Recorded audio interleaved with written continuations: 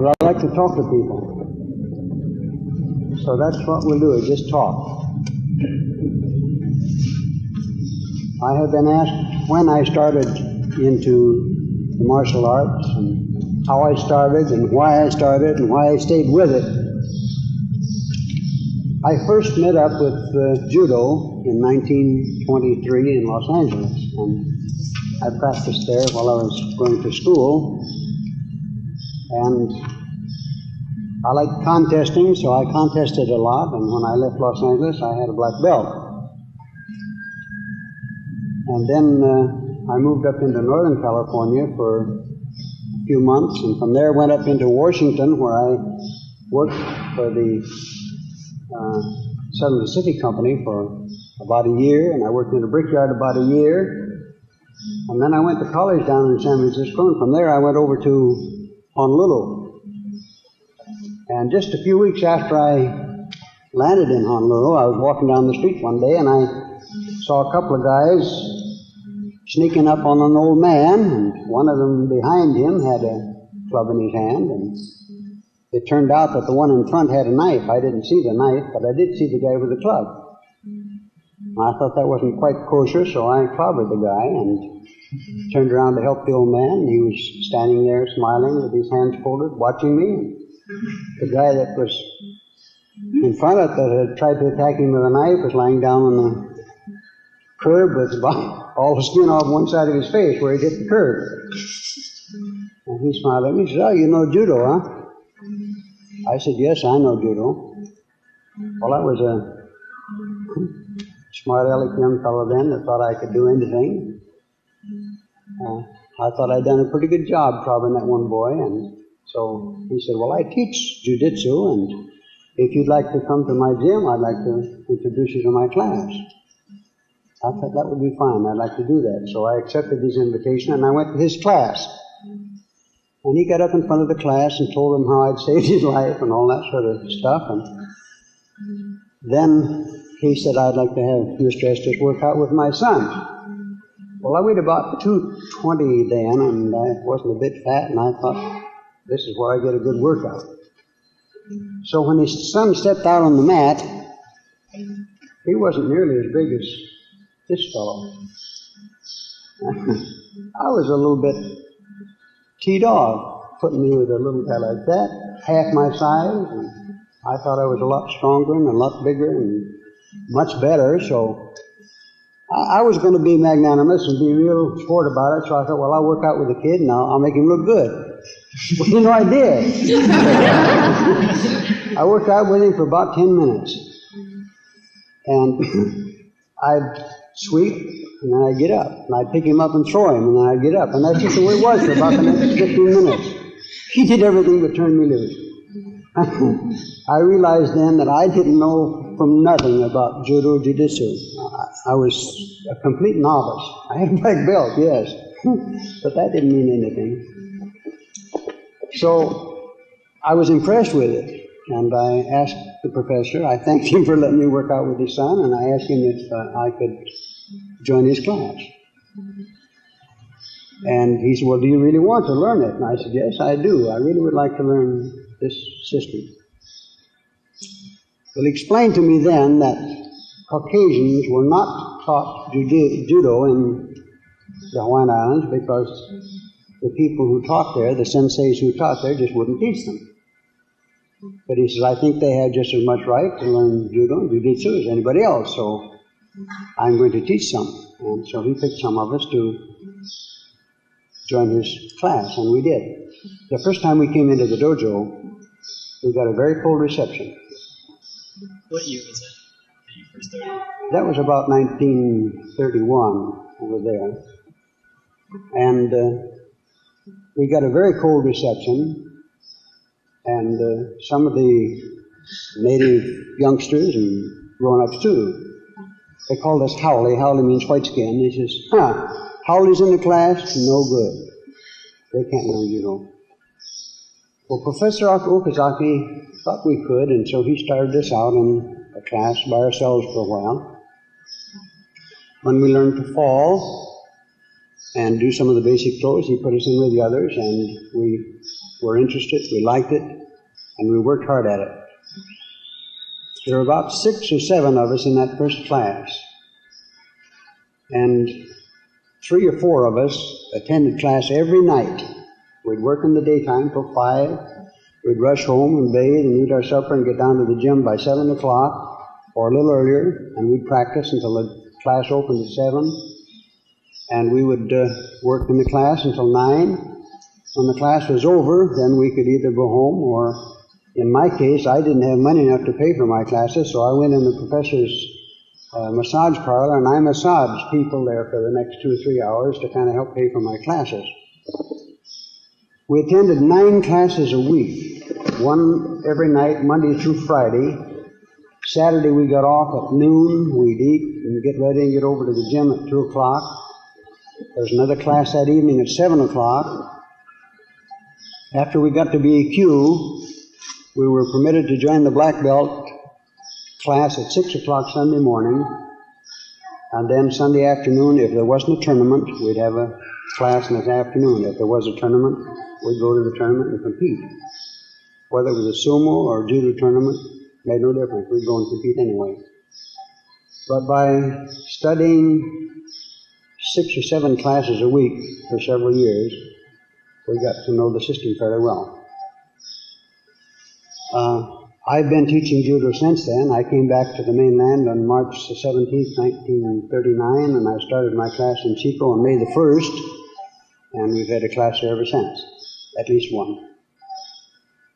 Now, Professor Okazaki, going back to the man, he was quite a guy. He was a cut-up, but he was very serious too. There was a time for play, and there was a time for seriousness.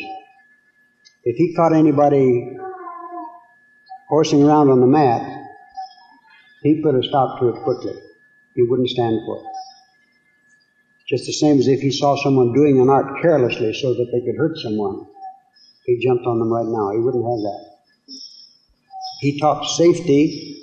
He emphasized safety. Yet he taught precision, and he taught us to throw and to do our art without strength. You've seen some of the professors throw, and they throw just with fingertips usually. That's all it takes to do the arts. The smallest person can throw the biggest person if they do it right. And if you use the principles of leverage and balance and inertia that your senseis teach you, you won't have a bit of trouble in doing all these things. To give you an illustration of some of the things that Professor Okazaki used to do, during the 30s, times were hard. I worked 8 or 9 hours a day for $1.50, and finally I worked up till I got $2.50. I was doing real good. Well, I couldn't pay rent on my room and eat and pay for very many classes with that. But there was a lot of mugging going on there as well as here during that time. And Professor Okazaki didn't like that. And he did something about it. He'd go to a bar or to a cafe or something, and he would maybe buy a little glass of sake, or he would buy a glass of milk, or he'd buy a bowl of soup or something, and in paying for it, he'd pretend to be a crippled old man, and he'd open his purse and maybe spill $20, $30, and then he'd pay for it and stuff that back in his purse, and he'd hobble out of there and go down the street. Well, quite often, a couple of guys had come along that wanted that money, had seen it, and they'd want it, and they'd try to take it away from him. Well, after he'd thoroughly subdued them, he'd sit them down on the sidewalk or wherever they caught him, and he'd talk with them about the mistakes of trying to earn a living by robbery. And he was very convincing. A man never called him a liar. If you told him, if he said something, you said, well, that can't be true. You'd better be ready to prove it. To give you an illustration, a man came into his massage parlor one time that had constipation problems, and he said that he'd taken medicine that didn't do him any good, and he said, I hear that you're pretty good at that. He said, can you help me? And Professor Okazaki said, yes, I can help you. And he said, how far do you live from here? And of course the man was rather not only blunt but very rude. And he said, well, what's it to you?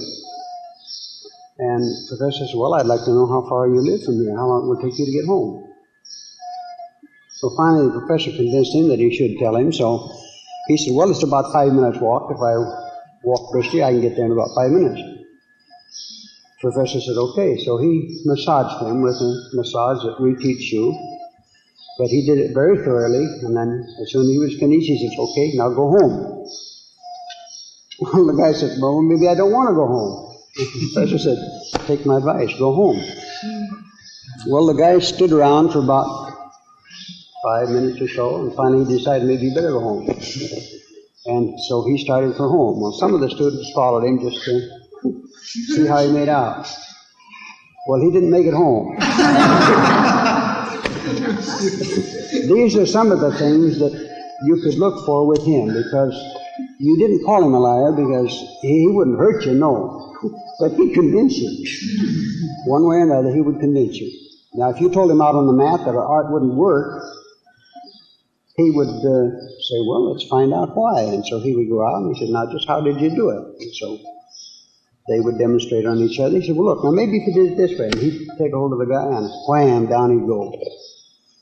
He could work the art so beautifully and so easily that it was amazing to watch him. And when newcomers would come in, or people from another system would come in and say, well, our system works, but that one won't. He would say, well, now let's talk about it. And he'd go out on the mat with them, and he convinced them. In just a few moments, they would admit that his arts did work, because they do work. And they did work. Another thing that he used to do is take us to parties. And when you go to the Japanese parties, they like to drink sake. And everybody there's your friend, and the custom was when you wanted to toast somebody, you'd fill up their glass and your glass, and then you'd drink yours. Well, they had to drink theirs or being polite, so they'd do it. And the first thing you know, they'd get up to go to the bathroom, and wham, they'd go take a dive. They never saw Professor Okazaki drunk. He never got drunk. He would drink with all of them, and yet he never got drunk. And we used to wonder about that, wonder what occult powers he had to keep from getting drunk. Well, after we became black belters, he told us, so that we could go to the parties too, and we could stay sober. When he went to the party, he would go in the restroom, and he'd take a couple of big swallows of olive oil. Then he'd go back out and he'd drink with them until he was just about full, and he'd go back in there and stick his finger down his throat and get it all out and take some more olive oil, and he'd go back and drink again. He wouldn't get drunk at all. It wouldn't faze him because his stomach was full with this olive oil. And these people that thought they were real drinkers would go in there and they would drink with him, and then he'd fall under the table and he would still be talking as sober as could be because he didn't get drunk. Of course, he didn't tell anyone excepting his black brothers how he did that. And then after these people would pass out and it was time for them to go home, then he would sober them up with this art that we teach, sobering people, so that they could go home safely. That they marveled at too, but they marveled more that he could drink right with all of them and never get drunk. Another thing that he used to like to do was take us out to a Simon parlor. And Simon is a kind of a noodle soup. It's very delicious, and we liked it. And we used to try to drink more Simon than he did. We never could. Now, how he did that, he never told us. But he could drink Simon dish for dish with any of us, and he could still drink after we had to quit. And he was just that sort of a guy. And he was the kind of a guy that would do anything for a person. I used to go over to his place and stay all night quite often. We'd go in the front room and lay down on the carpet on the floor, and that's where we slept. And during the night, his phone would ring quite often. Someone would be sick and have to have some help. He'd come in. If I was asleep, he'd kick me. He'd say, come on, Kyoshi. He used to call me Kyoshi. He said, get up, we got to go. I said, where? This time of night? He said, come on, don't talk, let's go. And he would take us with him to wherever this was. If there was somebody who was hurt, we'd give them a massage. If they were sick, we'd help them in whatever way we could, and he could help a lot. And we learned by that something of the philosophy of this guy. His philosophy philosophy was one of giving of himself. And after we got to asking him questions about it, he said, well, it's brotherly love, and brotherly love is like a hole in the ground. The more you dig out and give away, the bigger it gets. So the more you give of yourself, the bigger you are. And the more fun you get out of giving and doing for people. This became the philosophy of those who followed his system, that of giving of ourselves. That's why we go all over the United States to teach and don't take any money for it, because we want to. This is why when someone calls us at 3 or 4 o'clock in the morning and needs a massage, we don't say, you mean at this hour? No, we say, we'll be there in just a little bit. And we go and do it because we like to. And after it's over with, we feel much better than the person we've helped, because we've given something, and in return we've got something that you just can't buy. This is the philosophy of the Kodenkan system of Jiu-Jitsu. Now there's some other things in connection with Jiu-Jitsu that I want to advise you to do. When you're on the mat, think seriously about what you're doing. Now you're doing several things. You're learning to perform the arts precisely, with exactness, with precision. At the same time, you're learning to control you. I'm learning to control Bud Estes and make him do as I know he should. And you're learning to control you. I'm building on my foundation, you're building on yours.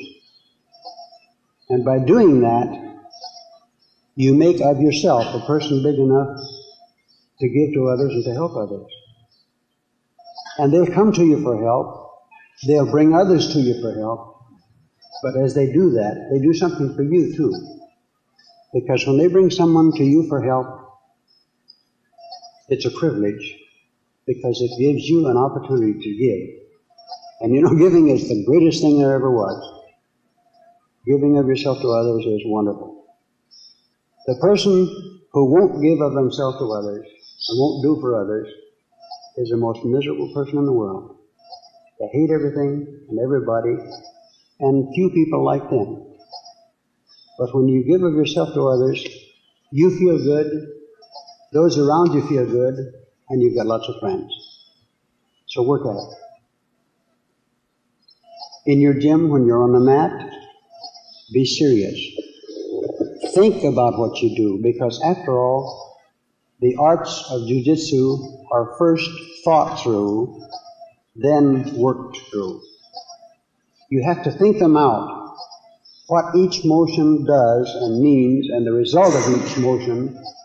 Then when you do that, doing the motions is very simple, very easy. If you think them through first, get them up here first, then they come to your fingertips without any problem. Now we had a Yawara class here that I came to just when I arrived. They were just concluding the class, and they asked me to say some things. And the main thing that I thought then and said then was that Yawara is the basis of the Kodenkan system. All of the fundamentals are found in the Yawara arts. The fundamentals of all the throws are found in Nagi. If you learn Yawara so you know it well, and learn Nagi so that you can do those arts well, the arts that come after that will be Daksu. No problem. So work hard on your Yawara. Work hard on your falling so that you can fall relaxed. So relaxed that you can take a fall out here on the concrete without discomfort. And anyone can do it once they control themselves and make themselves relax, fall correctly but relaxed. There's no problem to fall on concrete or hard floor or whatever. If you do that, Jiu-Jitsu will become a fascinating thing.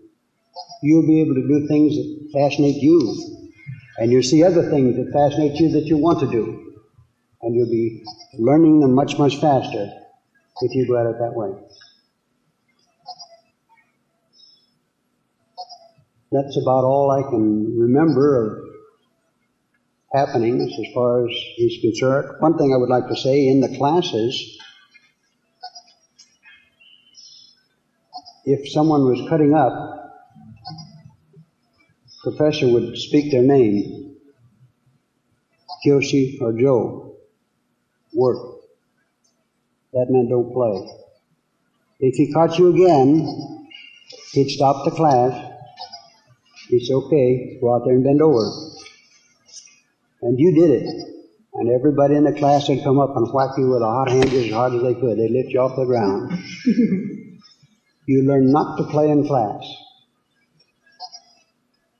And there's not a person that I know of ever who was ever asked to bend over and assume the position for a hot hand that ever refused.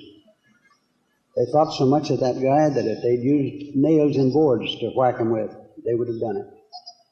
Because he was just that kind of a guy. He was the most wonderful man in character I've ever known. My dad was a great guy. He was patient and he was kind. But this man was something different, something great. And those of us who worked with him, we wanted some of that greatness. None of us ever got it, but we remember it and we try to teach it. And if some way it'll get through to some of you, then you'll be great too. In class, he would teach you how to do an art once. He expected you to practice on your own time until you learned it. We used to come to class 20 or 30 or 40 minutes ahead of time, and we'd pick some art that we had problems with, and we'd do it over and over and over for that half hour or 45 minutes, just that one art, until we had learned to do it. If it took us a week, every night for a week, thank you very, very much. I appreciate that.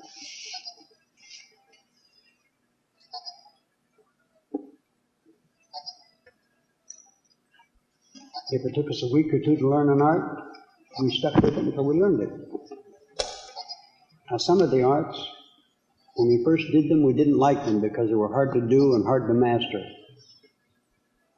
Well, his teaching was, if there's an art that you don't like, concentrate on that art till you get it.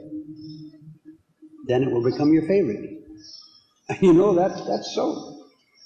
You pick an art that you hate because it's so hard to do. And you make up your mind you're going to conquer that art, you're going to learn it, and you practice and practice and practice until finally one day just like that you've got it. Then it becomes a beautiful thing to you, and you can do it with ease, and it becomes your favorite. Some of the arts that I used to hate because they were so hard to do for me.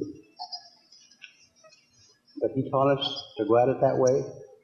You know, they became wonderful arts to do. I used to get lots of fun out of doing them because then they were easy to do. Norimi is one that I had problems with. Whenever I threw Norimi, I'd bring the guy forward like this, and if he was a black belter, instead of going on over, he'd land flat on me and just almost crush me into the floor. And so, on this particular art, he took Don Carver, who was my buddy, and he said, now I'm going to teach you that art. And he said, I want you to work together. And he showed us how to grip the jacket and push with our left arm and keep it straight. And he said, every time you bend that arm, your partner's going to whack you one. And, you know, we didn't get any whacks because we worked at it and we practiced it. And in that one afternoon, we could throw that thing with ease and we liked it. And now it's one of my favorites.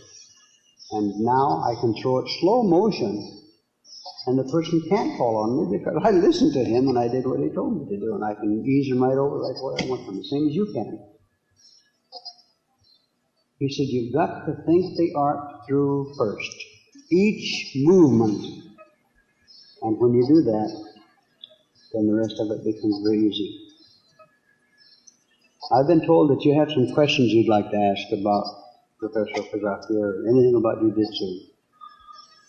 And I'll be glad to answer any questions I can, yes. How big is Okazaki? Okazaki was about 6 feet tall and weighed between 190 and 200 pounds. It's big. Yes, he was a pretty good sized fellow. And you said he was crippled up.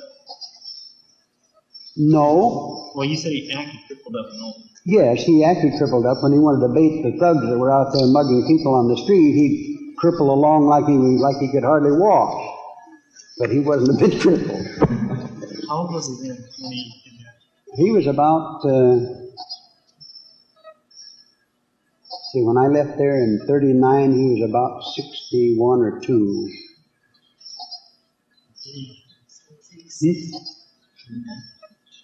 About that. I don't know exactly, but I think about 61 or 2. He may have been a year or two older. He was about that.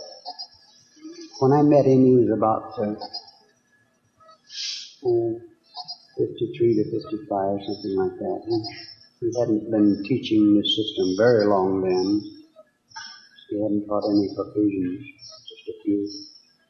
He had some Hawaiians, and he had some Chinese and some Japanese in his class. Lots of Chinese and Japanese in his class, and a few Hawaiians, but no Howleys.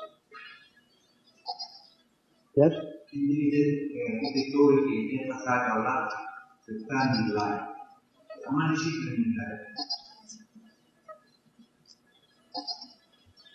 He had 3 sons, 1 by his first wife and 2 by his second wife, and he had 7 daughters.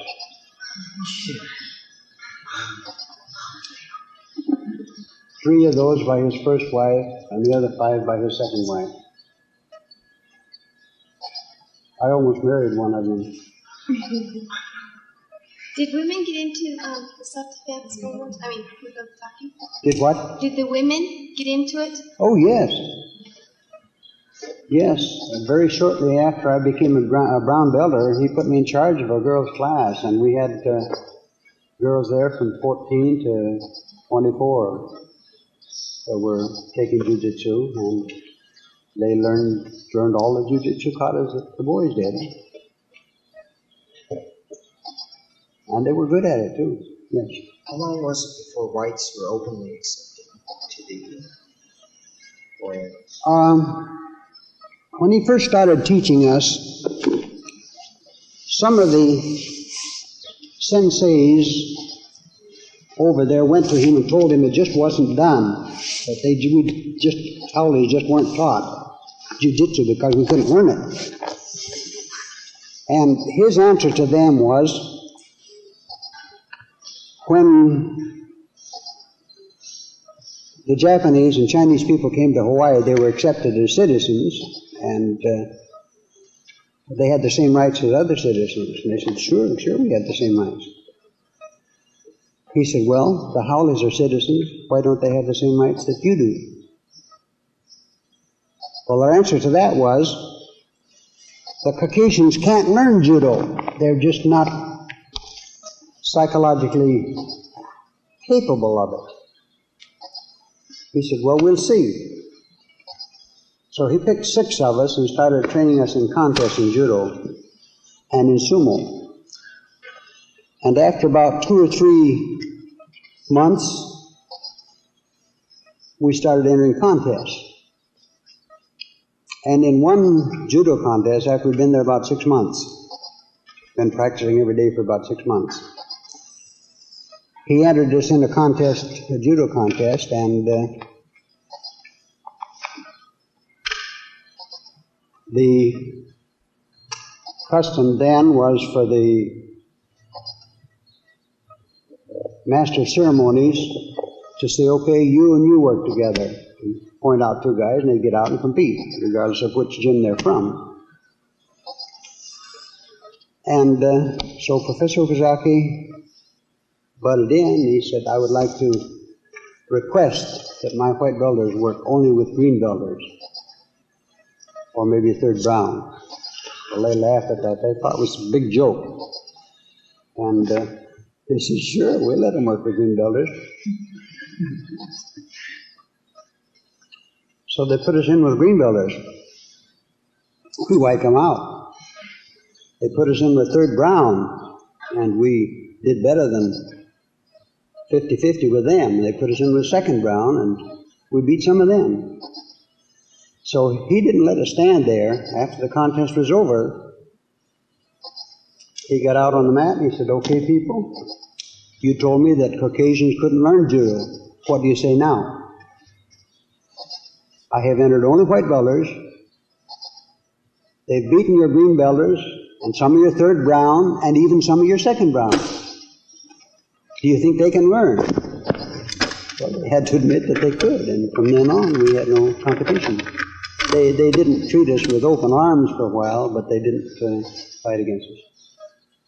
They accepted us in their contests. And from then on, as days went by, we were accepted more on equal basis, and everything was fine. Did he take you to the islands with him? Japanese islands?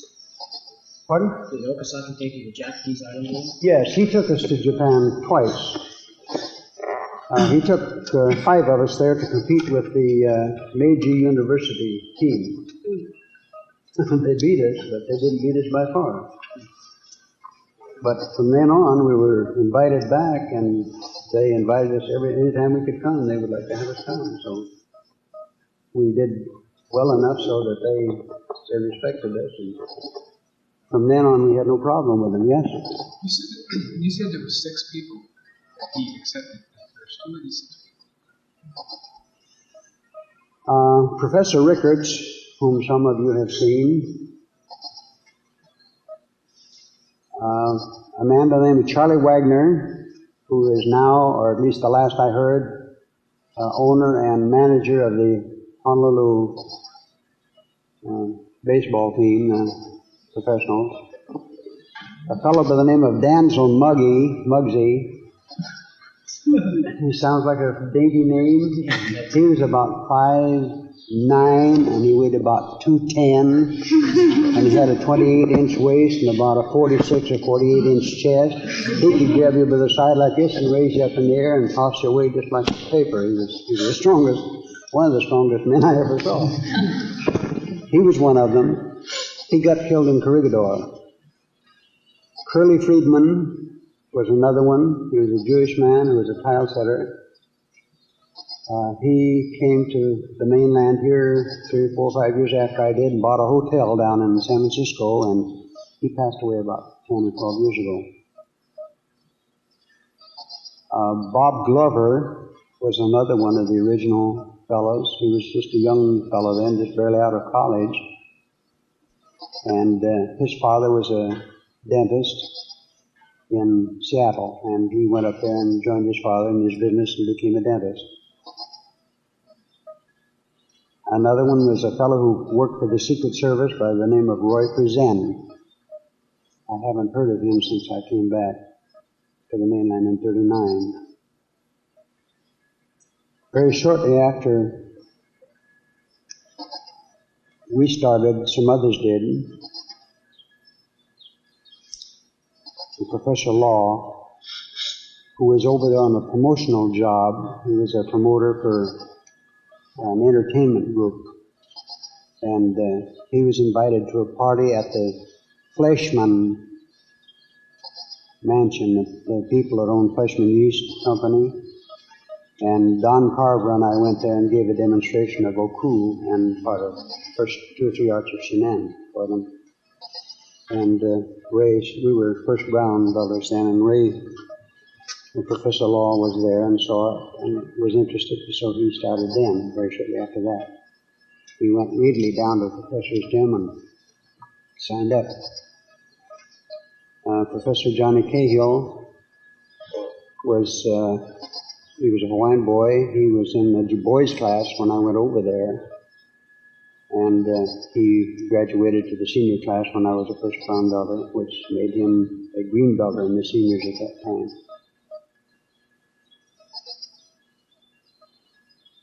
Those are, the first Caucasian he taught was a fellow by the name of McQueen. He worked for the Honolulu Advertiser newspaper. And he died very shortly after I joined the class. Don Carver was a professional wrestler. He was my buddy, and I buddied around together and worked together. We practiced together, yes. Do you know much about Okazaki's training? You trained him from a... Well, To begin with, he had a lung ailment, like asthma. And it was caused originally, I think, by pneumonia. And he was told that if he would practice exercises, that it would help him. So he joined a judo class, and he practiced judo, and he got over it. And he was so impressed by it that he wanted to learn more about it. So he traveled in the Orient, and he went to, I don't know how many different schools over there.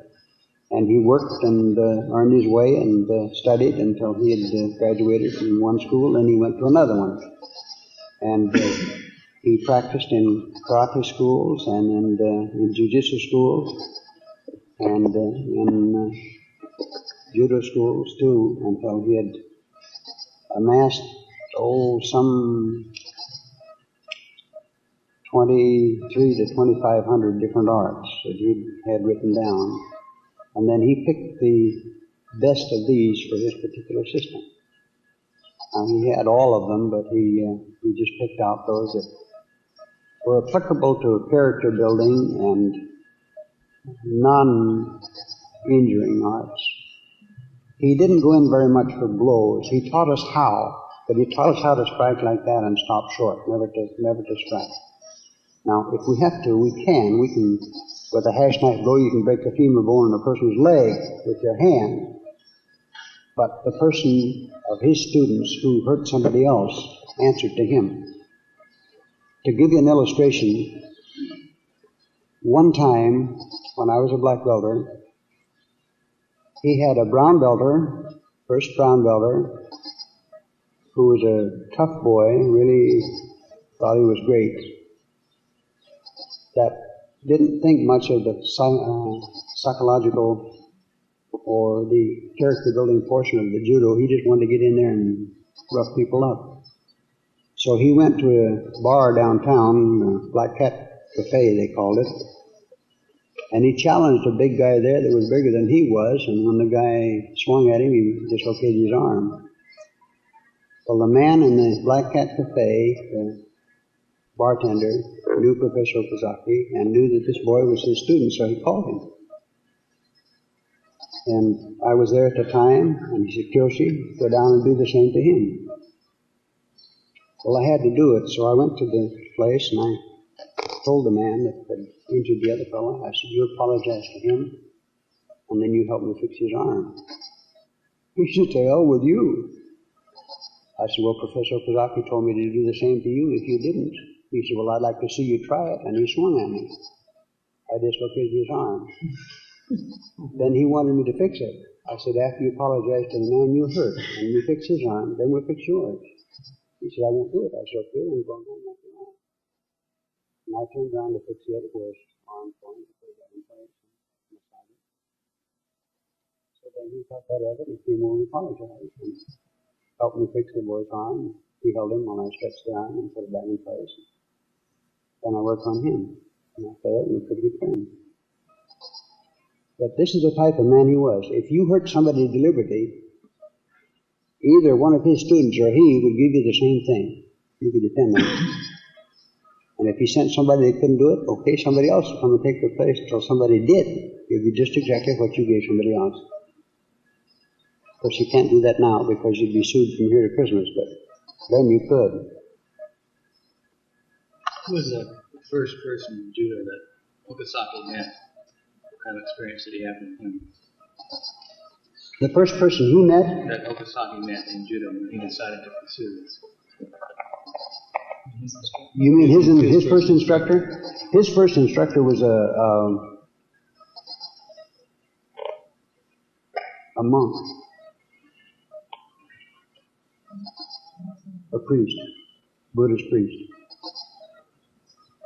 Was it jiu-jitsu he first studied in? Did he study judo first? Judo, yes. He didn't study jiu-jitsu from the priest, he studied judo. And then he was impressed by it, and since he figured that since the practice of judo had cured him, he was duty-bound to do the same for others. It's just the kind of guy he was. Yeah. Could you speak about the esoteric principles?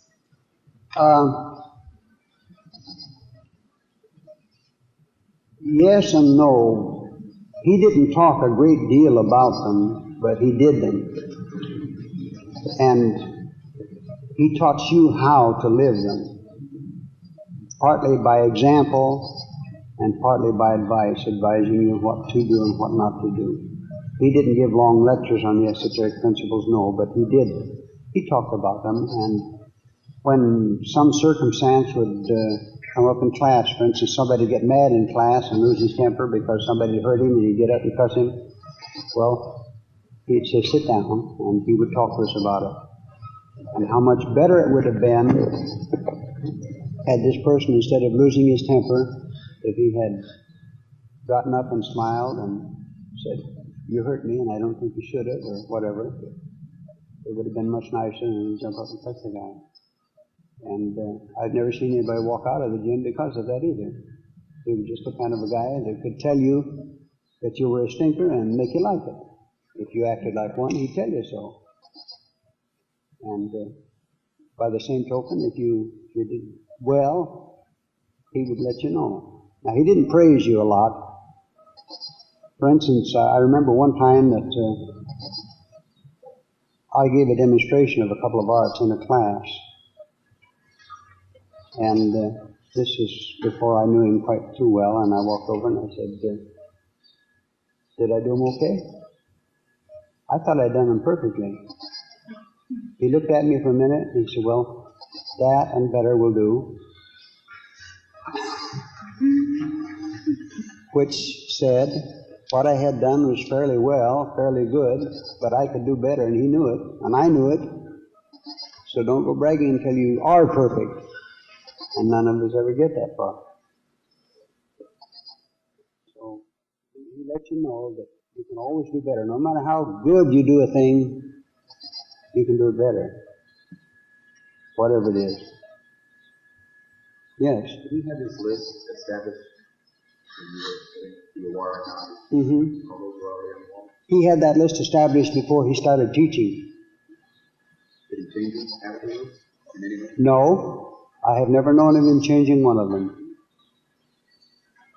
He added some variations once in a while, but he taught the original list. He made up his original list from the arts that he had gleaned all over the Orient, and they were the boards that we teach, and I have never known of him changing one of them. Now sometimes, because of some physical disability, a student wouldn't be able to do an art a certain way, so he would show them another way to do it so that they could do it. For instance, the jump around Rogoshi, the Tsurigoshi. He had one student that couldn't straighten his leg out. He'd had it injured in an accident or something, and he couldn't straighten his leg out at all. He could only come out about this far. So he taught him to throw just by bringing his knee up and throwing the person across his knee. And it worked beautifully for him. But he said, now that's not the original art. The original art is with the leg out straight. But you can't make your leg straight, so you do it this way. And he taught us many variations. But he taught us the original. He said, that is the art. This and this and this are variations. Did he require notebooks? Pardon? Did he require notebooks? You bet he required a notebook. You better have one. You'd never get a promotion unless you had a notebook. He did something at his promotions that was a little different than anyone else.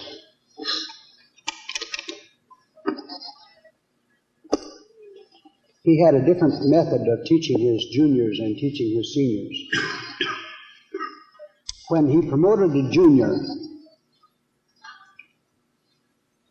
he would tell them to take their belt off. If it was a green belt, he'd tell them to take it off. Then he would fold it twice, so there was 1/4 the length, about this long. He'd lay their next rank belt down in front of them. He said, now you bow down. They would bow down. He would would take that one and whack him across the back a couple of times. And you go? Pardon? And you will be? No, the old one. Now, he didn't hurt them. Of course, it stung a little, but I mean, he didn't injure them. He didn't raise welts or anything like that. But he'd hit them hard enough to sting so that they would remember it. And the little kids, they thought they were getting beat to death sometimes, but actually, they weren't hit hard. It was just the idea that the professor had swatted them. He said, now, by striking your back with your old belt, I have sealed in all the knowledge. Don't ever let it get away. Now put this belt on and learn more. That was one of his ways of promoting youngsters. They never forgot it. You ask Professor Onshaw about it if you ever see him. And he'll tell you about the old man whacking him over the back. And he says, I hated him for that, but I loved him. He thinks that, just like I do, that he's the greatest man you ever met. You have questions? What kind of problems did Okazaki have when you first started teaching? In the concentration camp? Practically none.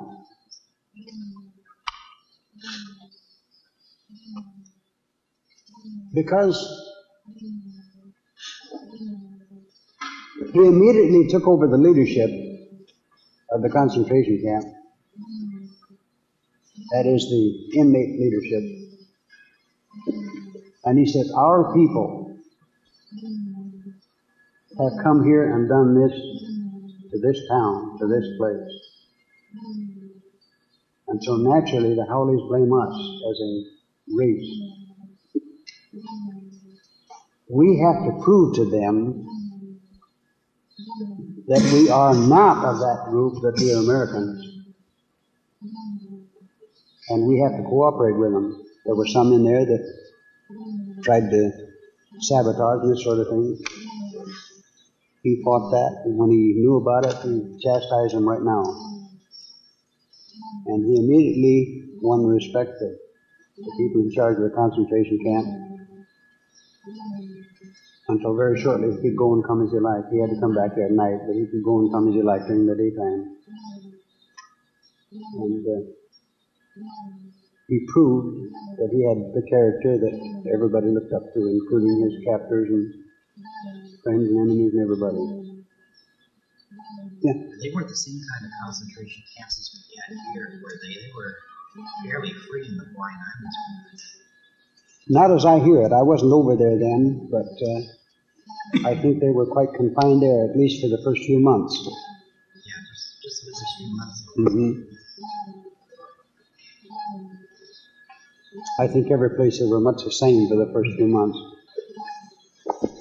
But after that, there were some others joined him in keeping the people in line, and I think they got lots of favors that they wouldn't have gotten otherwise. Another question? Was Major Unshow there when you started, or? When I started, no. When I left there, Major Onshaw was, I don't see anybody here as young as he was. He was about 10 or 11 years old, something like that, maybe 12. When I left over there in 39. See, Major Onshaw just now retired from the Army. He was in charge of the West Point judo team. And I think he was about 50 or something like that.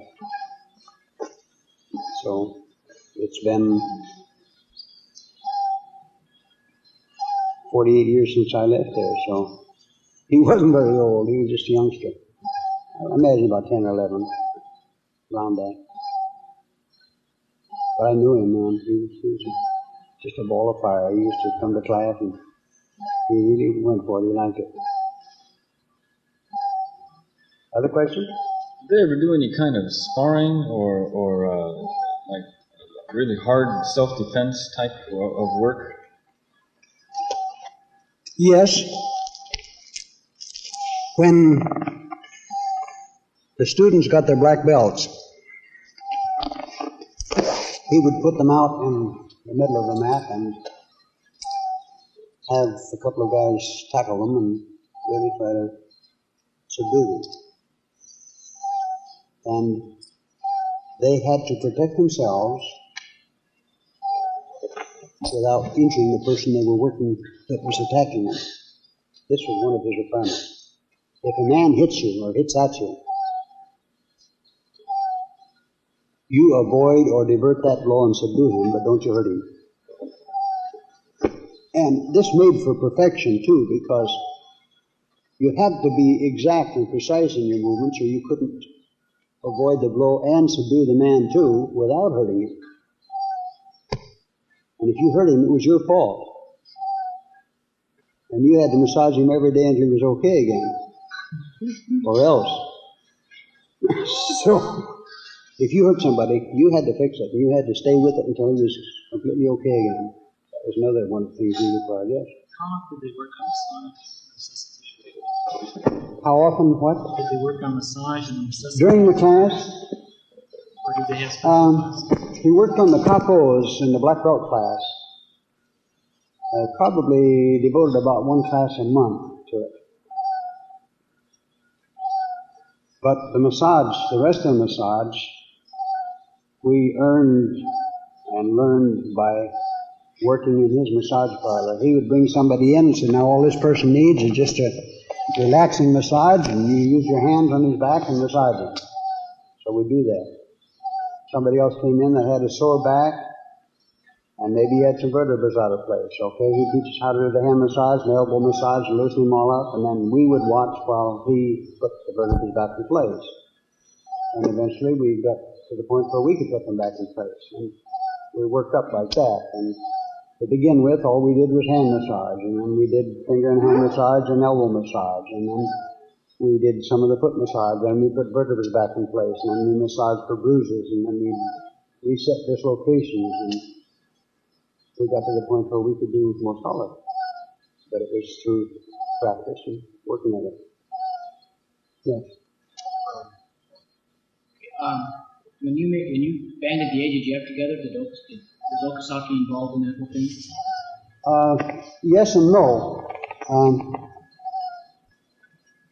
We did it as the Okazaki group doing it for him, because he had taught us, and we formed what was known then as the Northern California Judo Association, Judo and Jiu-Jitsu Association, and it was taught as an Okazaki, a put-in-con system from Professor Okazaki. He didn't take a physical part in it, but he sent us over here to teach and to try to fulfill his dream, which was to have at least one gym teaching this system in every state union. And we're getting close to it. We didn't live to see it, but it'll happen. Some of you may not know it, but right now we are in the throes of incorporating jiu-jitsu self-defense classes into the school system of California.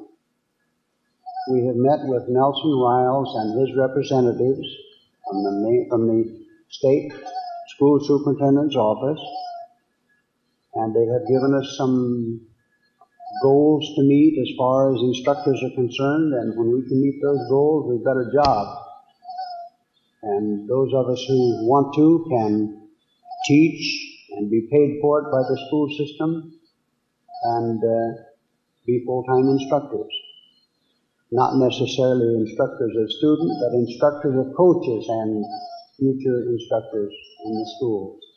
We can go to a school that wants to incorporate this into their curriculum, and we can teach those who will in turn teach the students, so that jiu-jitsu will be an accredited activity in the school. And they will pay us and give us all of the facilities necessary for this. You had a question?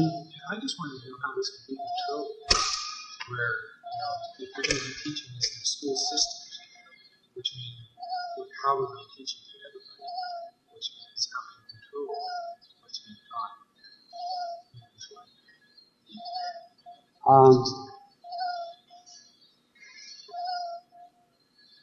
The AJJF will qualify the instructors who will teach those coaches and the junior instructors. And only those who are qualified by the AJJF will be allowed to teach the school individuals, the school teachers. And along with that teaching, they will incorporate the principles of good and con and impress them upon those teachers to the point where they, in turn, will have to pass them on to their students. The schools themselves are looking for a self-defense system that is non-aggressive, something that builds friendship instead of enemies, something that builds gentleness instead of force. They want that in the school systems all over California, in fact all over the United States, particularly now. And this is what we're concentrating on. So those coaches and physical ed teachers who will be taking this course will be those who are picked by the school boards and the school administrations of each school, and will be taught only by qualified instructors from the Code and Con system. When you learned sword techniques, we have about 4 in the shop. Did he do those with broken? Did he do those with live blades?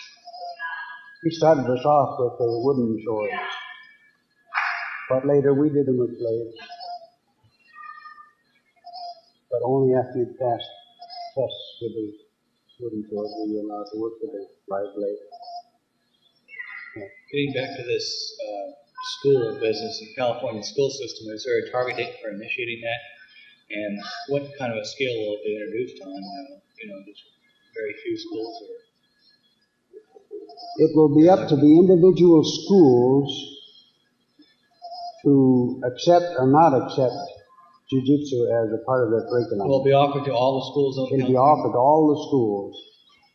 And any school who wants this as part of the curriculum will be given the opportunity to either send instructors to a qualified AJJF instructor or to have one come to their school and teach them.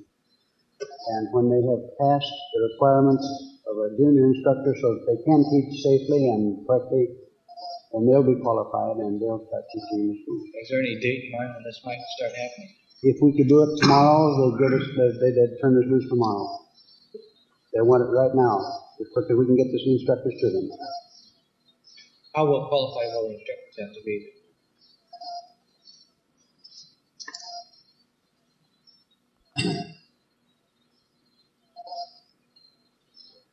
They'll have to be the type of person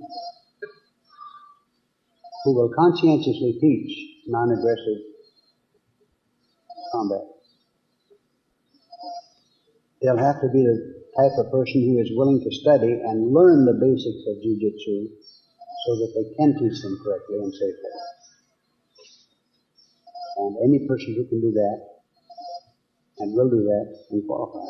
I find the concept really overwhelming. I think It is. practically all schools will be able to do this. And It is. It's tremendous. If we really beat this one to death, I'd really like to find out more about it, just because it's really a really great idea. But there's so many things to think about, like qualifying instructors, and will there be any kind of promotions on a class level basis, and who would give them would be the instructor? Yes, they will, and that'll be part of their grading too. The one with the most information on that is Gene Edwards at Calistoga. And if you're really interested in learning all about it and getting into the program, I suggest you get in touch with him or go down and visit him over a weekend and ask him for all the dope he can give you on it. Like I said, I'm just more or less interested in just the whole concept, the whole idea of having such a... It's a tremendous idea. Tremendous, yes, it is. Now, of all of the jiu-jitsu systems and judo systems in the United States, they haven't accepted any one but us. And if you don't have to have a school credential to teach jiu-jitsu from our organization. You can only teach No, that isn't what it means. It means that we'll be qualified to teach their gym teachers, but if we want to hold a class of students and the school will permit it, that's fine. We can do that too. and the students can get credit for it. Pardon? The students can get credit for this. That's right. That's the way it's set up now. Will it be under physical education? Pardon? Will it be under physical education? Yes. One of the other aspects, students should be able to come and learn earlier. I believe that's correct too, yes. The new state curriculum now is towards individualized sports rather than group sports like we've had before. That's why this system fits me perfectly. Could be. Because it's individual. And the whole new curriculum is no longer, group sports are out, football, baseball, and all that. Excuse me. Well, you see, But those sports are available to the very few. that's the reason why. Out of a school of 1,000 youngsters, possibly 50 could turn out for football. And out of that 50, maybe 25 will get to play. Or 30 possibly. With the jiu-jitsu program, everybody that wants to can do it. And their application to it will depend on how good they get. So the handicapped and the dainty persons, they can do it, and they can do it beautifully. And just as effectively as a big strong boy can. So it's something that's open to everyone, boys and girls, and their teachers, so that everyone can do it. And it's a kind of a sport that makes for better people too, yes. The Western people's thirst for competition, do you think that will start to get into statistics? Well, it is right now on the Karaka test. That's how it will be done? That's right. If you go to a skating contest, you don't fight with the person, you try to outskate him. Okay, in jiu-jitsu, you try to outperform him in your kata. Same kind of competition. Any other questions? To change the subject, we can go back. I'd like to be curious about two things that I was very curious about in the Okazaki schools was what was the building like? How did he have it physically arranged? Also, how did a regular class go? Like if there were exercises in STEMIs and arts, and lastly, did he have meditation inside of the schools? In the adult classes, when you came to class ahead of time, and most of them did, unless there was some busy beaver like I was part of the time who wanted to get out there and conquer an art that was giving me problems, we would sit down at the edge of the class or at the edge of the mat, just sit down and meditate until class started. And always we would do that at least 5 or 10 minutes before the class started. No talking.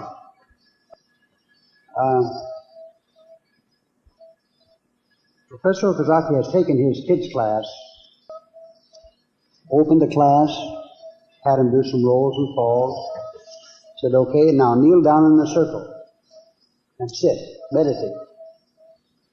And he'd leave the gym and he'd go back in his massage parlor and he'd work back there. And he has left them there for the whole class period of an hour or more. Kids? Kids. And he had a peephole where he could look through a hole and look in there and see what they were doing. And at the end of the class, he would come back in and he'd say, Tony Ancho, Bud Estes, or whoever, you were talking. I told you to meditate. So when the rest go, you stay for 15 minutes and you meditate, or half an hour, or whatever. If you were horse playing, maybe it was an hour. You only did that once. The way he brought it out, he had a way of telling you that you had broken the rules very kindly and made you feel like a hero. You felt you'd been the worst person in the whole country. You'd committed something terrible. He had that gift. He would do it very kindly, and he would smile a little bit, and say, you broke the rules. And boy, you felt awful. And you didn't do it again. But if everyone was quiet, he would come in. He said, this is very good. You've learned 2 things. You've learned discipline and you've learned to meditate. I'm very pleased. They felt good.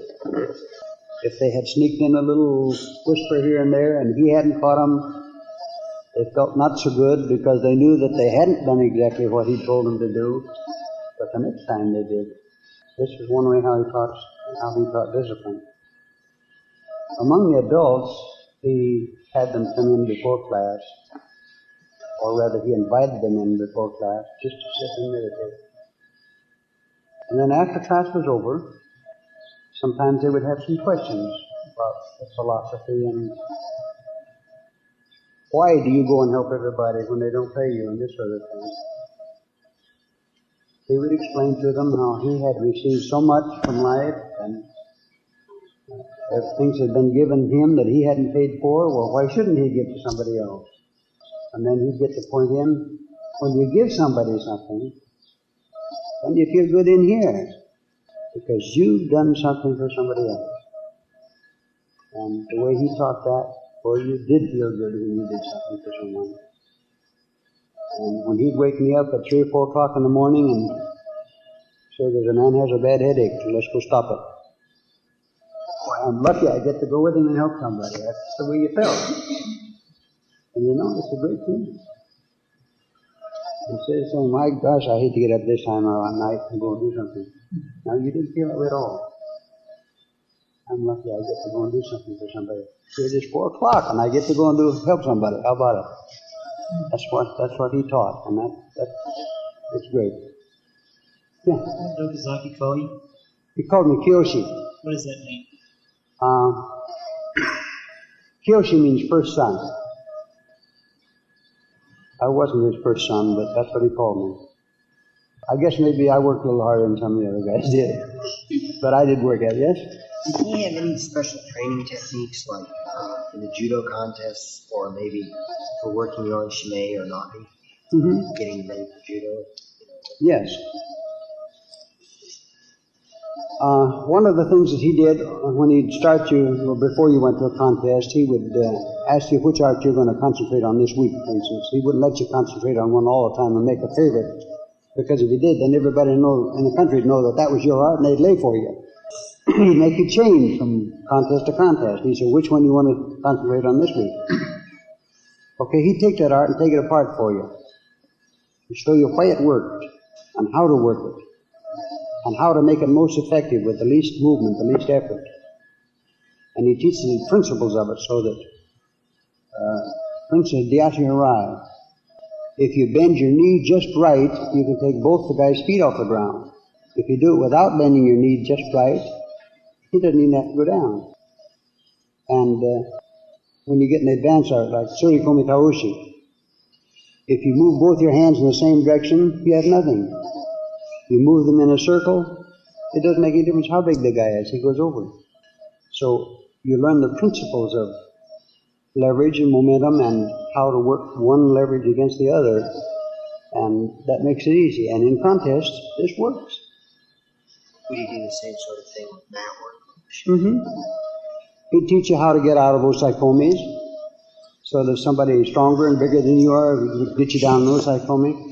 He'd teach you how to use leverage to get out instead of strength. How to trick the guy. Maybe reach up and play with his ear on this side, and then all at once you're gone on this side. You take his attention off of you by putting it over. You might reach up and grab his ear like this, you know, and he'd think, what's that all about? And the first thing you know, you're gone. He would teach you to use your brain to overcome the strength of the other guy, even if he's stronger than you are. It works. For instance, this is something I teach in my demonstration. I have somebody choke me. I say, now I can get out with one finger. And I start tapping this hand, then take this one off, and it comes off easy, because he thinks I'm going to attack this one. So what you do is start his attention in one place and then attack someplace else. He taught this in contest too. Pretend like you're going to throw goshi, throw serenagi. Or pretend like you're going to throw serenagi and then do diashi harai or something else. And it works. Did you ever keep contact with him after you came to the mainland? I did. I wrote to him many, many times, and I received many letters from him. Have you saved him? Some of them. Did you ever see him after you came back? Did you ever see him after you came back? Did you ever go back to Hawaii? No. We conducted a lot of demonstrations or circuses, if you want to call them that, sold tickets to them, and we had sellouts to earn money to bring him over here. And we had earned enough money that way to bring him over. And then he caught something, I don't know, pneumonia or something. He passed away before he could come over. And he never did get over here again. Yes, he's been over here before that, but not after we started the schools here. He was over here before I ever saw him. How old was he when he died?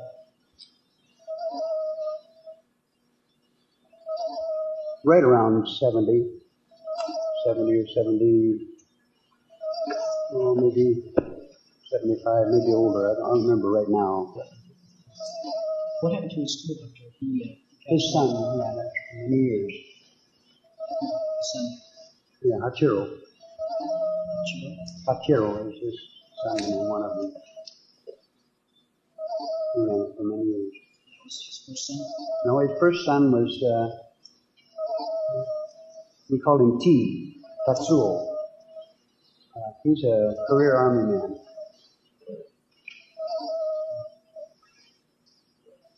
He joined the Army in about, well, just before the war. You remember this company of Japanese boys and Hawaiian boys that go for broke bunch? You've heard about them, and during the war, here's one of those. Special detachment. Boy, they raised havoc for the Japanese Army. Did you work much with Ray long? I mean, work out a lot when you came over here? After I came over here, we used to go down to Oakland about once a month and hold black belt classes at his gym or at John Cahill's gym. Or there was another fellow Professor Rickard's gym. There was another guy by the name of Glenn Smith who had a gym over on Treasure Island. We'd go there sometimes. But we had a black belt class where we all got together and worked out about once a month down in the Bay Area, usually. Sometimes up in Chico, but usually down there. Is Hachiro still teaching now? Is that son that came over, is he still teaching now? He has the massage parlor, and he's running that, and he has his boy or his grandson, I don't know which, is teaching the pitch players. Did Okazaki have a bunch of schools and things that are private now? His daughter has them. His daughter? Mm-hmm. Is she the one that's in California? Yeah, she lives down in the Bay Area. Esther, yes. And she has all these materials? Mm-hmm. Are they available, or they're keeping them pretty well closed? Well, she's made them available to some of us in the Federation if they want them, if they need them. Are they something that would be valuable to us in the Federation? In memory of him, yes. The scrolls themselves are quite similar to those that we already have, because he made copies of them for us. Is there any, you guys maybe getting them together? Yes, we thought about it, and we talked to her about it, and she said, well, she'll try to get them all together, and when we're ready to put them someplace where they'll be all together, she'll be glad to help us.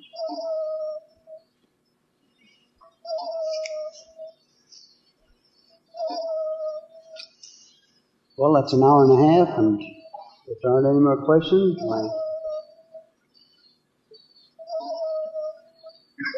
I want to say this, that I've talked like this to a lot of groups, but I've never had a group that's more attentive and more polite. I'd like to tell you a story, though, about a trip that we made back to New York about 4 or 5 years ago. Professor Fisher and I went back there. And there had been a couple of third-degree brown belters who went back there, and apparently they thought they knew the quote-in-con system pretty well, so they taught some of the people back there the quote-in-con system. And so they invited us back here for a seminar. And we went back, and when we went into this one gym in New York, the sensei of the gym, who was about a 3rd or 4th degree black belter, got up in front of about 40 people, and he said, we've invited Professor Estes and Professor Fisher to come out here and demonstrate Kodokan Jiu-Jitsu. Frankly, we don't think much of it. Ours is a lot better. Were they teaching Jiu-Jitsu also? Well, after fashion, yes. Their system. Anyway, I felt very much like Professor Okazaki must have felt, because I felt that the arts would work. And so I asked the man, I said, well, which arts don't work? He said, any of them. I said, well, suppose you name one. So right out of the blue sky, he called Ukuri Harai. I said, well, suppose you and I come out here on the mat and find out if it works. He said, well, I can't come on the mat today, but he said, I've got a boy here that can work with you, and he called a brown belter, first-rank brown belter out. The guy weighed about 240, he was a taxi driver, and he had real strong arms, real strong boy. And so we went out on the mat. I threw him over the right. He said, you tricked me. I said, well, maybe that's the principle of Jiu-Jitsu, is doing something you don't expect the other guy to do. He said, well, do it again. So instead of taking 3 steps, I threw him on the first step. He said, that was another trick. I said, well, it worked. Well, he wanted to change the subject again then, so he said, well, now, they tell me that nobody can choke you. I said, well, I wouldn't go so far as to say that, because probably a lot of people can choke me. He said, you mind if I try? I said, no, I don't mind if you like. So he started to choke me, and I told him he'd have to do better than that. He began to get red in the face. Finally, he realized he wasn't going to make it, so he asked me a question. He said, well, supposing you couldn't take this, what would you do? So I put my hands under his elbows to get his attention out from under him, and I swept his feet out from under him and set him when he's standing on the mat. And he looked up at me. He looked at the mat. He sat there for, I guess, a full minute, and finally he turned around to the other people there. He said, listen, you guys. If these guys tell you an art works, you guys better believe it. He went with us every place we went back there, and he was our biggest ally in the whole place. And since then, they've been begging us to come back. Herb went back with us a couple of times. He'll tell you how much fun it was to go back there and work with those guys. They want us to come back. They just beg us to come back, and they don't want us to leave. In fact, almost every year, they send us tickets to fly back there, and they keep us while we're there and feed us and house us and fly us back home again and send us some money that goes into the Federation Fund besides that, because they want us back there. And we only go for 3 or 4 days. The last time we went back, we took 4 days. They paid our fare back there, home again, kept us while we were there, wined us and dined us and all that sort of stuff. And when we went on the mat, which is about 12 hours a day, wasn't it, or 15, when we got back, they sent us $5 for the Federation Fund. I mean, $500 for the Federation Fund. So they want us there.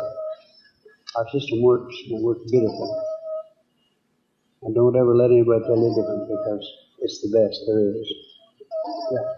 Prof, for instance, when Professor Okazaki was teaching black belt class, did he often, in working for precision, have you work 1 or 2 techniques during that day? Or did he feel you should know them well enough that he would try and review lots of techniques? Usually in every black belt class, he picked 1 or possibly 2 arts.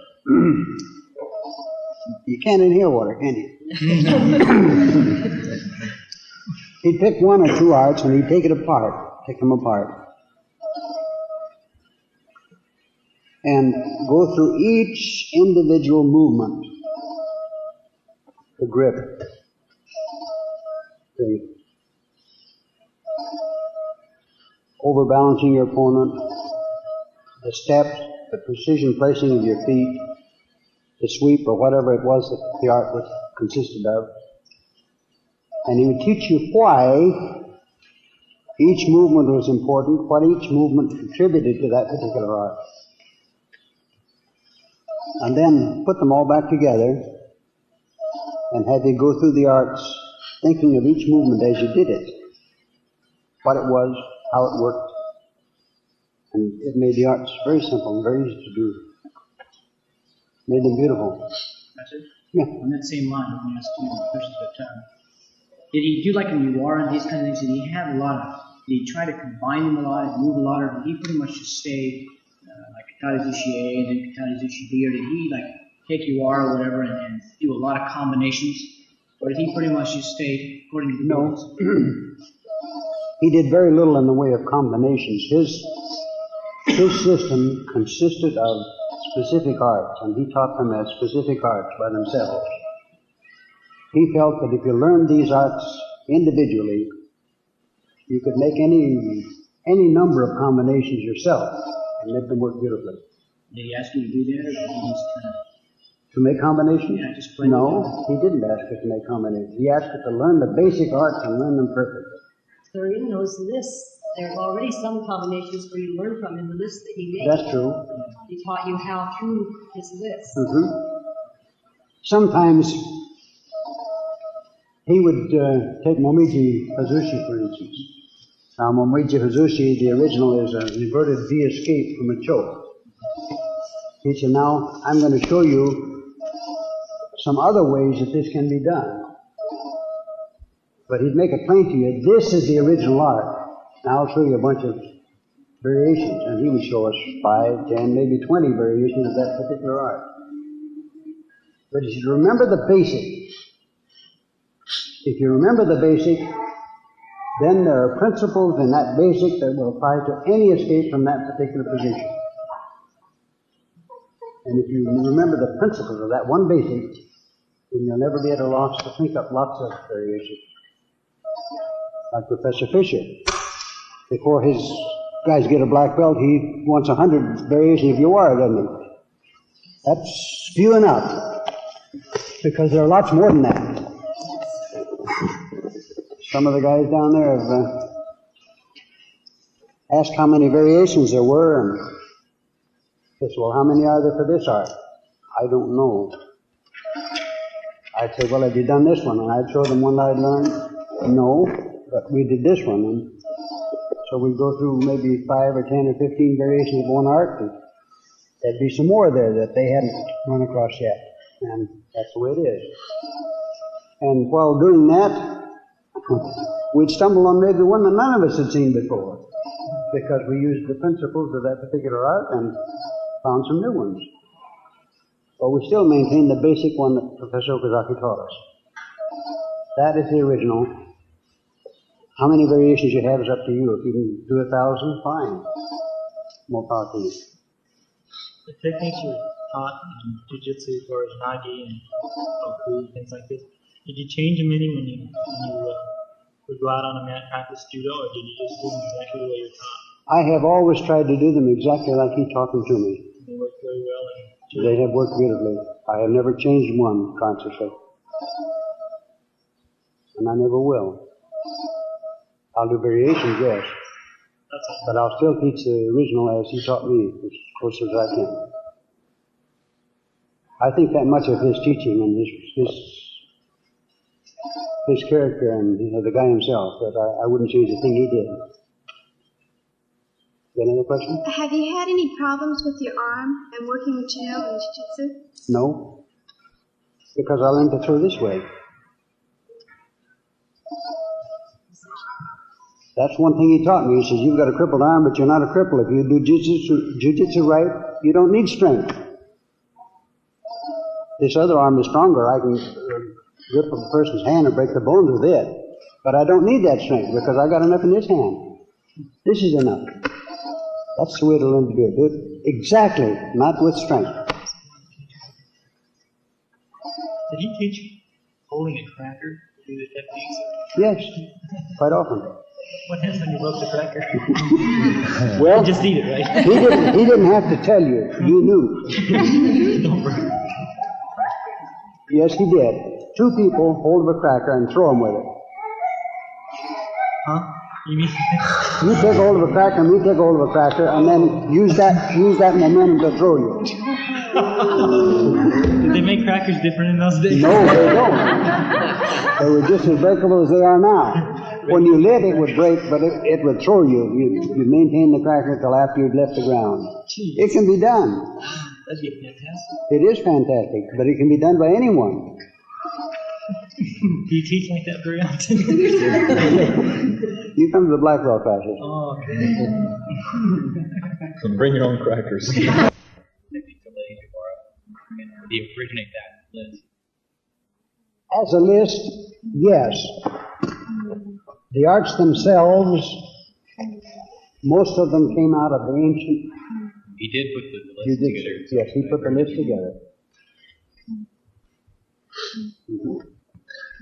Yeah.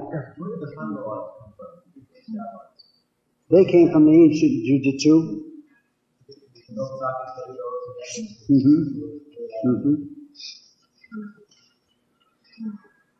Yeah.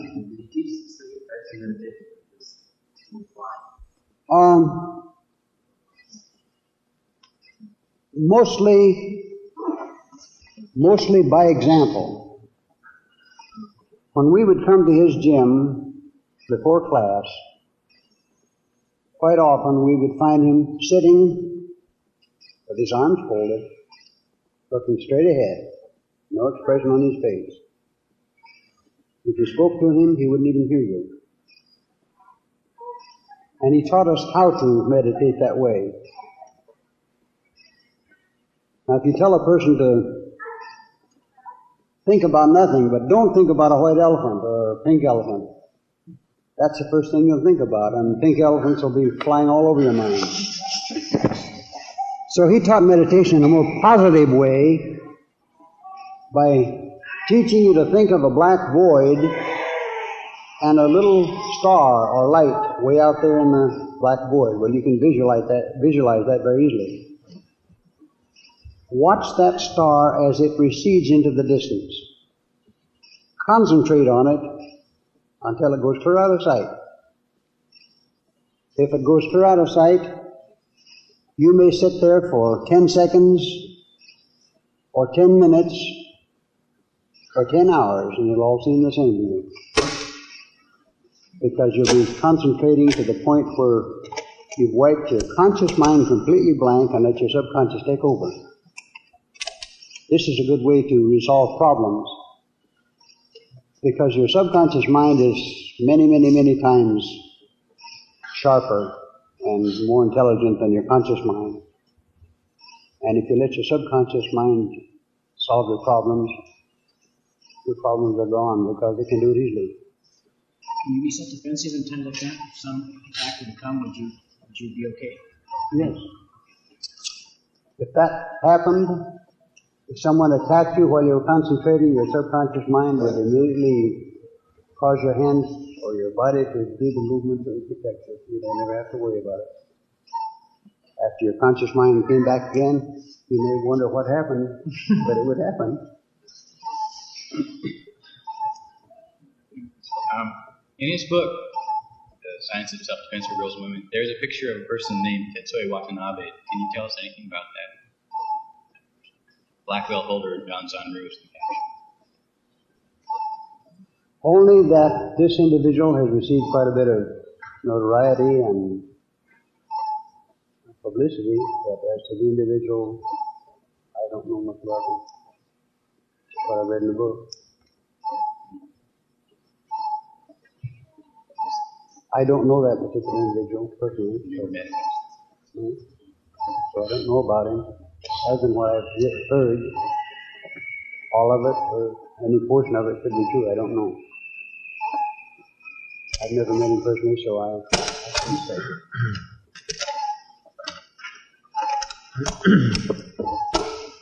Okay. Got one question for you, Prof. That side never asked. Okay, I was in Chico with you about 3 months ago, and we had a little conversation about your life. Okay? Where you've come from, and your background, and the whole thing. Now, can you bring us up to date on that? Okay?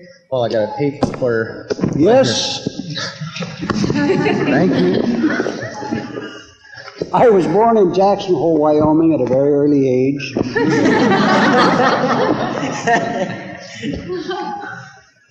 I never tasted beef that I recall until I was about 9 or 10 years old. I lived on elk meat, as far as the meat portion of it was concerned. Thank you. My dad was a cattle farmer, cattle rancher, and I could ride as quick as I could walk. In fact, as soon as I could walk, I could ride. And I used to ride saddle horse to school when I went to school, and any place else that I went.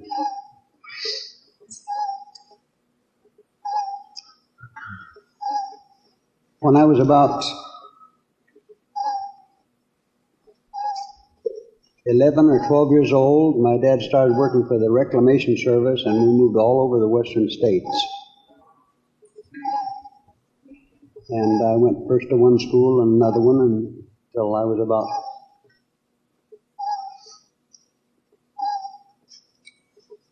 almost 14. Then we went up into northern Canada, where my dad had heard there was a great opportunity for ranching and farming. We stayed up there one winter. I nearly starved to death. It was bad enough so that he and I walked to town through snow that was very nearly up to my waist, above my knees, 11 miles, and back just to get a piece of salt pork that weighed about 10 pounds so we wouldn't starve, and we lived on that and potatoes. Until finally my dad got a job for another rancher up there, and then we moved from there down to Calgary. This was up in the Peace River country where we lived then, up in a place called Grand Prairie.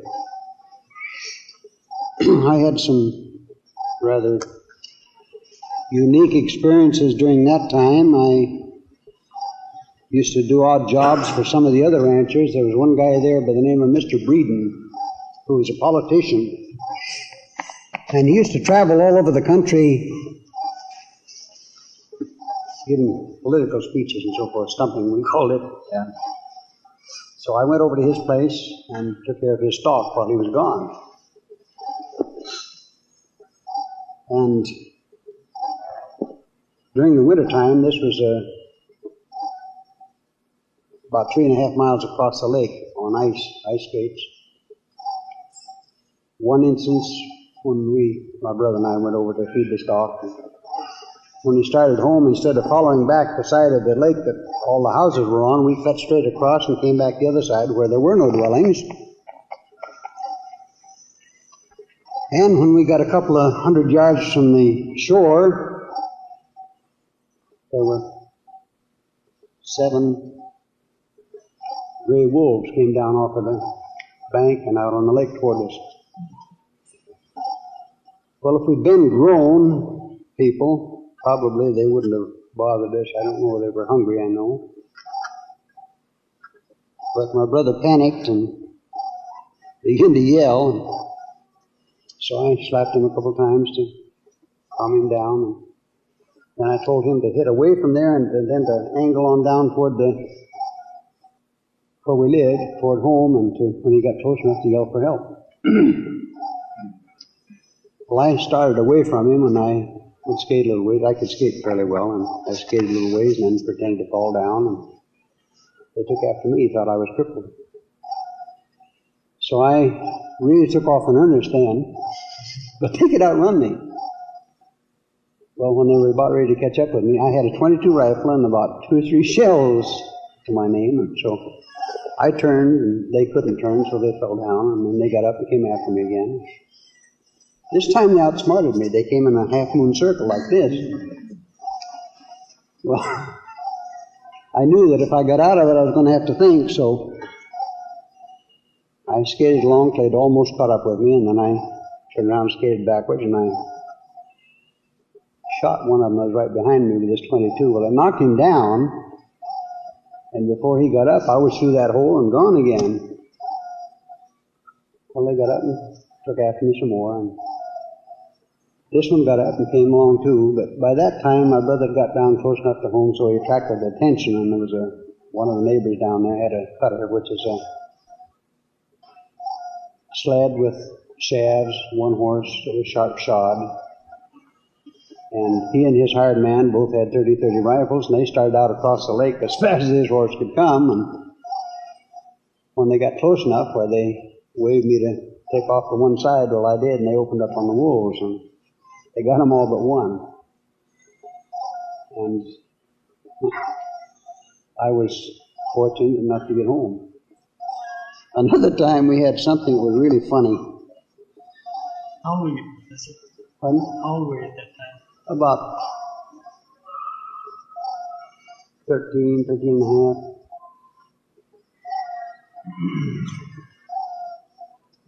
Another time, that same winter, we were going to school. We had to go to school about 6 miles.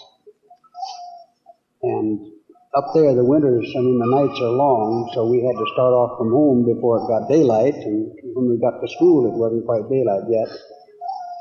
And we'd stay in school until after dark, and then we'd have to come home in the dark.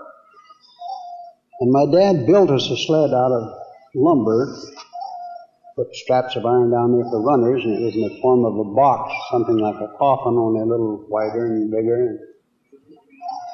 He put shafts on it, and we drove our horse and got down in the hay in this thing with blankets over us to keep warm to get to and from school.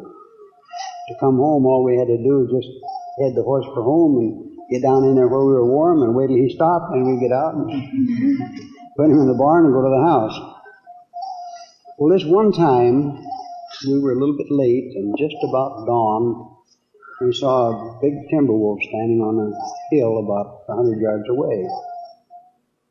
Well, I don't think he would have bothered us, but our horse smelled him, and he bolted and hit off down the road for school as hard as he could go. And immediately the wolf took after us. Well, I had 3 shells for that 22 rifle, and I was scared, so was my brother. And I decided I was going to think this thing out, so I said, well, we'll wait till he gets up close and I'll shoot him. Well, I waited until he got up about the distance of this mat, and I pulled up and drew a bead on him and pulled the trigger, and I completely missed him. Well, I left him 2 shells. So, the next time I waited until he was closer, I guess he was about 15 feet or 20 feet maybe, and I shot at him again. This time I hit him someplace, I don't know where, but it knocked him down, but he came up and came on again. Well, I only had 1 shell left, and I thought we'd had it.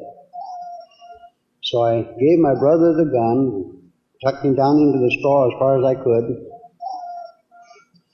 I took a baseball bat, or indoor bat that I had, and I said, now when he comes up close, we'll wait till he starts over the top, and I said, I'll hit at him with the bat, and if I miss him, you stick the gun in his mouth and pull the trigger.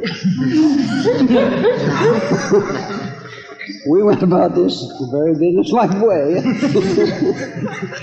It meant our lives, but all at this time the horse was taking off down the road as fast as he could run. Well, this guy got up within reach, and I wheeled at him with a baseball bat, and I hit him. His nose dug a fur on the ground almost the distance across this mat. Well, the horse didn't stop. When he got about 200 yards or so behind, he got up and shook his head like he was drunk, looked at us, decided we weren't worth the trouble, and he trotted off in the timber. Well, that's the last day we went to school there. Our folks wouldn't let us go anymore. But probably if the horse hadn't bolted, well, he wouldn't have even bothered us. But the horse got scared and took off, and he chased us. Did you have just the one brother? No, I had another brother, too young to go to school then. How old was this brother? Pardon? How old was this brother? 3 years younger than I am. He was about 10.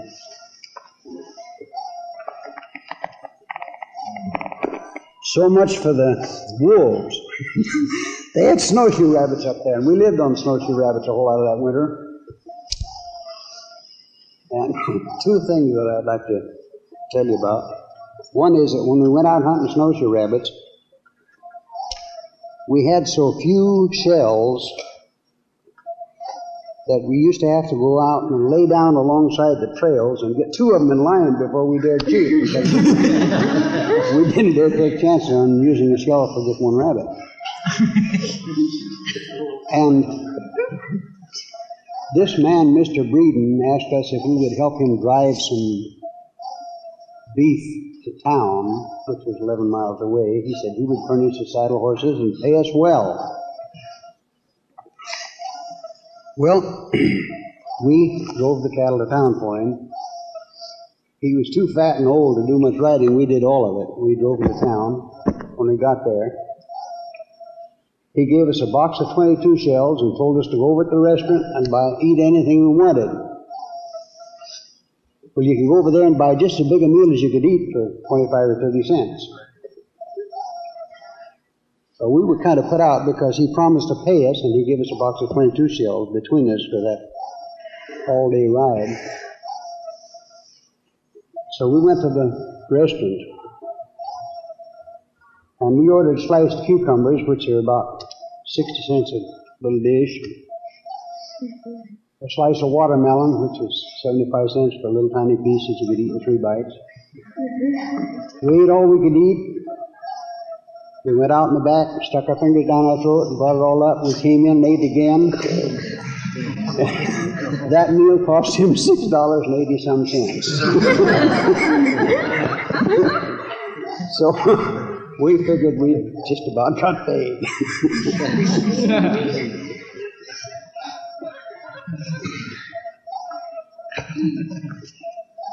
Yeah. Pardon? Is that the brother in Livermore? Yeah. Yes. He doesn't live in Livermore anymore. He's moved up to the Grass Valley, but he used to live at Livermore.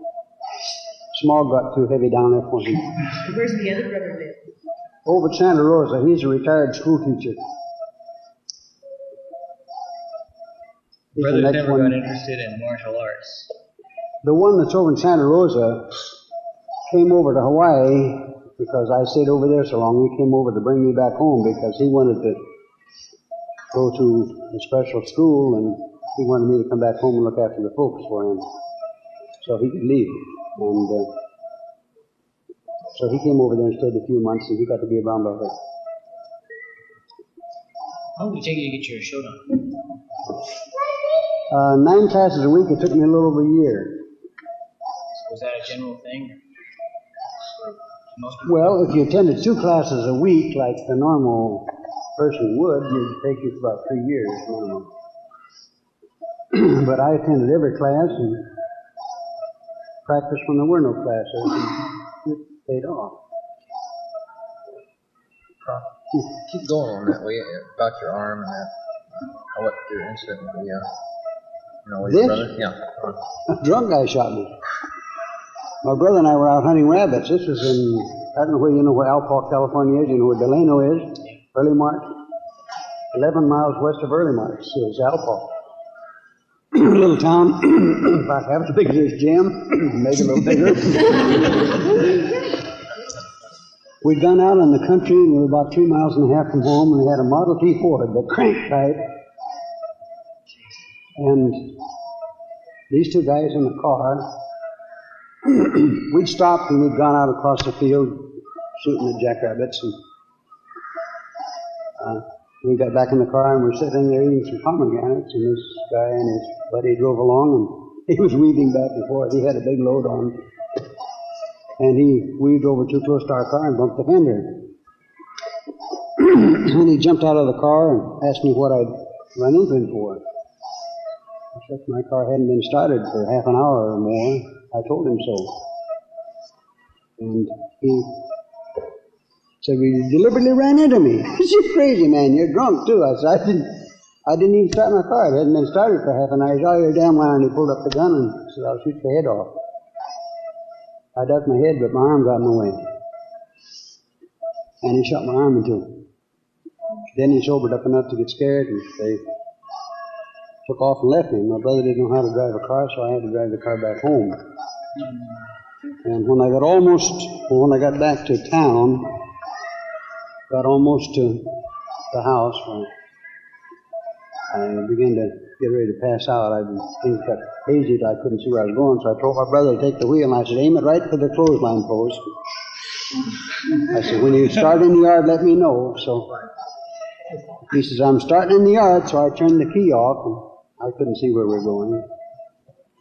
We stopped just before we hit the clothesline pole, and they took me to the hospital, and here I am.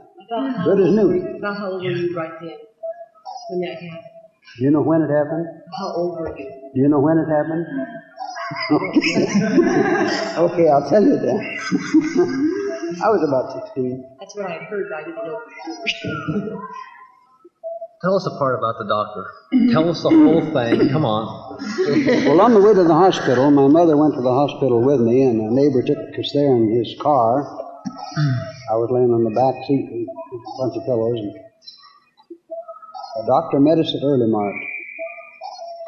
He thought I was unconscious, and he told my mother, he said, this boy won't live to get to the hospital. I said, Doc, someday I'm going to come back and punch you in the nose for that. He says, kid, I hope you do. Well, when I was 16, I weighed 96. I stayed in the hospital 501 days. And when I was 18, I weighed 196, and I went back to see him. Of course, he didn't know me. When I walked in, I said, what can I do for you, young man? I said, isn't what you can do for me, it's what I can do for you. He said, well, what's that? I said, I promised you a couple of years ago that I was going to come back one day and punch you in the nose. He said, nobody ever said that to me. I said, yes, they did.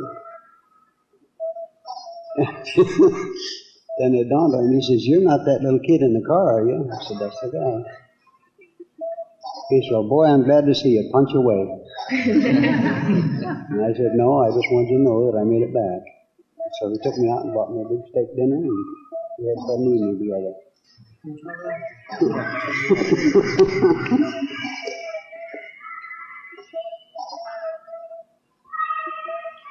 What percent of effectiveness is your right arm now? How much have you lost? Well, I can't walk on my hands very well, but I can do almost anything else. I can do anything anybody else can. As far as strength goes, how much can you get with it? The strength wise. I can't quite chin myself with one hand, but I could at one time with that hand. With that hand? With this one, yeah. With the other one, I could do it 3 or 4 times, but with this one, I could almost chin myself once. How did you start taking judo in Los Angeles, was it? Yeah. How did you start doing that? How old were you? Then I was...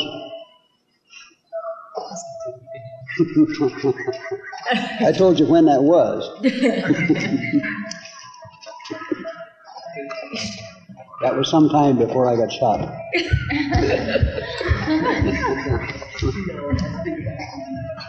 Some real sharpies around here.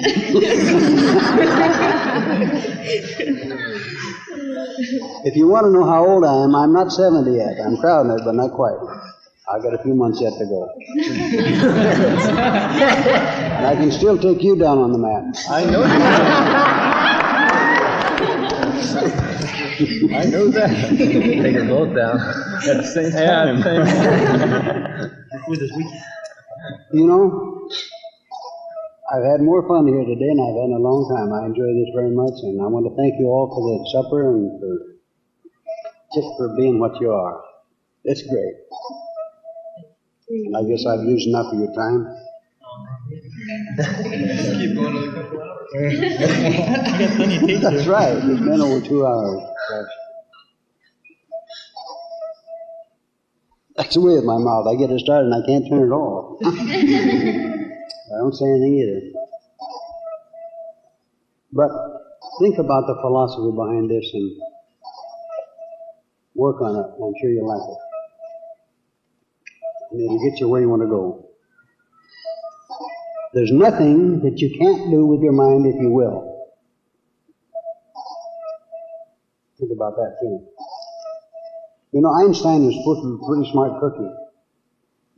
But they say that he used a little over 5% of his potential.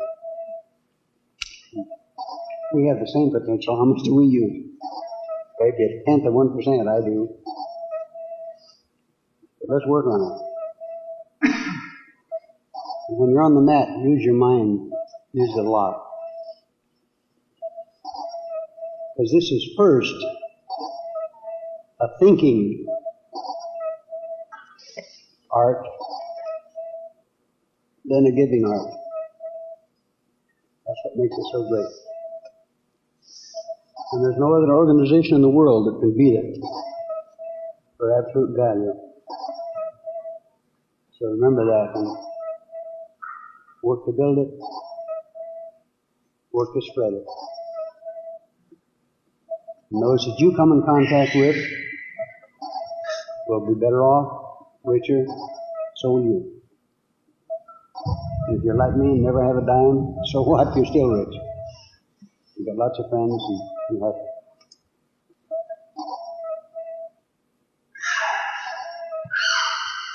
Thank you all and God bless you.